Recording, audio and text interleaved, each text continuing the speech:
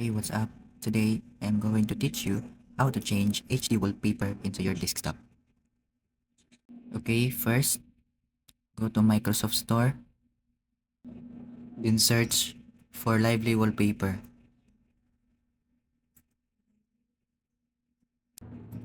This is the one that you see and press download. Here in my case, I already downloaded the app. Once the download is finished, then open the app. Now, this is the interface of the app. As you can see, there are various options of wallpaper. If you want another kind of wallpaper, then you may and search it and save into your files.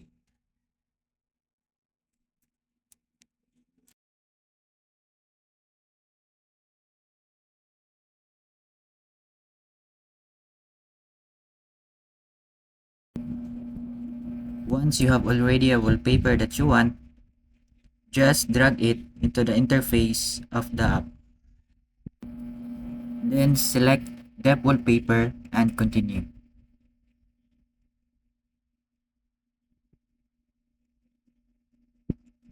After a while, it will automatically change your desktop wallpaper.